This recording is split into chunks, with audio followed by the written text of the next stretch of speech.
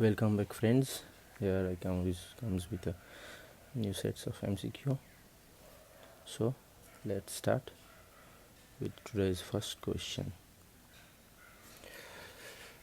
First question is, leathery end feel is characteristics of.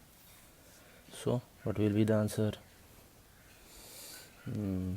First option is soft tissue tightness, capsular tightness, bony obstruction, internal derangement. So leathery can't be internal, can't be bony obstruction, it can be capsular or soft tissue.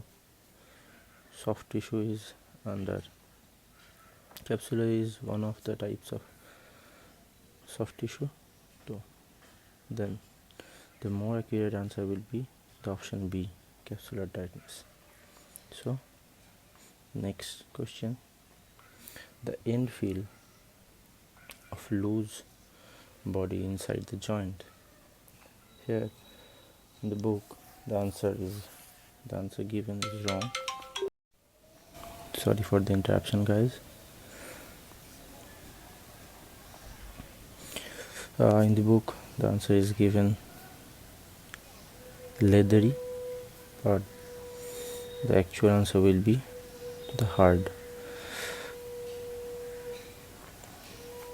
This is an image from the book Norkin.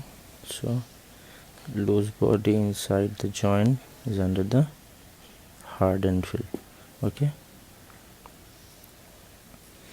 next question, the fixed point in axial suspension is, it's very easy, vertically above the axis of the joint. The answer will be the A. Next question, pendular suspension is used to improve the joint range of motion by shifting the fixed point towards the direction. Answer will be towards the direction. Opposite the direction of motion, it will increase the muscle strength. Okay, and upward and lower, it's also not in this case. Next question, in axial suspension the part rests in dash position. Everyone knows that, neutral. Next question, movement in pendular suspension takes place in dash plane. So it is an inclined plane, because if you imagine this is a pendulum, always moves in this way, so this is inclined plane will be the answer. Next question, double pulley rope is used to support heavy body part. It becomes easy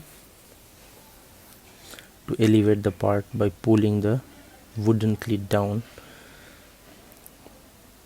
It will be the answer. Next question, vertical suspension is used for, everyone knows that, proximal fixation. So also an easy question. Next question, pulley rope in suspension therapy is used to elevate the part from the supporting surface, permits 3D pattern of movement, allow frictionless to and from movements. So everything is correct. So every option is correct. The answer will be all of the above. Next question, choose the correct statement. Physiological cost of concentric muscle work is greater than eccentric. Physiological cost of static muscle work is greater than concentric. Physiological cost of eccentric muscle work is greater than concentric, and physiological cost of isometric muscle work is greater than eccentric. So here's the thing, that you have to know is physiological cost of concentric muscle work is greater than eccentric. That's why you always start in rehabilitation program of muscle with eccentric training. So this is an image from the book called by Krishna. So eccentric muscle contraction are more efficient metabolically and generate less fatigue than concentric contraction. So I think now everything is clear to you all. Okay, next question. Which of the following statement is true regarding muscle strengthening? Increase and decrease in speed of movement is a progression of concentric work. I think this is the right answer, so don't need to go for the other options. Skip to the next question. Frankel's exercise are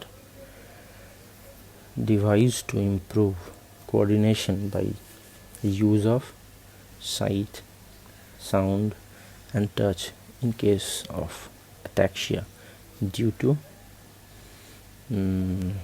what will be the answer?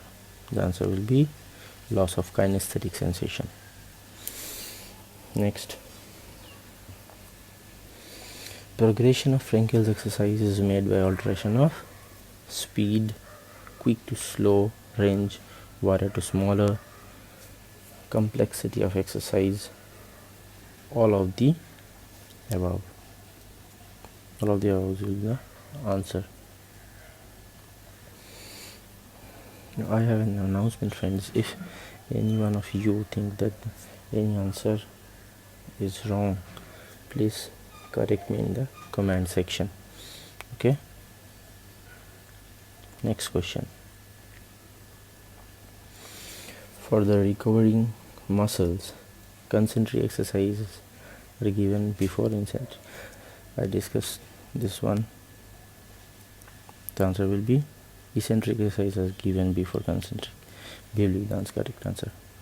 So next question.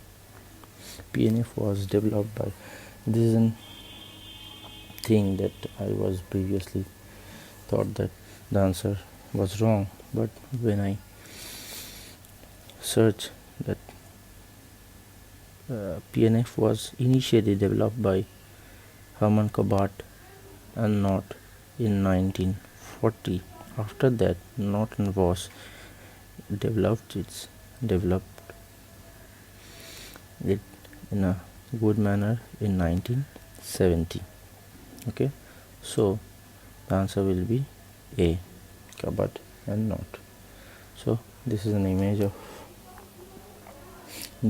from the book Margaret Hollis. Here you can see this technique was developed by Hermann Kabart and his work was continued and expanded by Margaret Knott. Okay, so now this is clear to everyone. Next question. Which of the following PNF techniques is used in cerebral ataxia? So it will be rhythmic stabilization. Next question. Rhythmic initiation technique is used for, I think everyone knows that, Parkinsonism. The answer will be D, Parkinsonism. Okay, next question. Grooves in PNF refers to. Groove means actually the normal pattern, so the answer will be diagonal pattern of movement. Next question. In PNF, elbow flexion is a component of. Elbow flexion is used in every aspect, whatever it can be,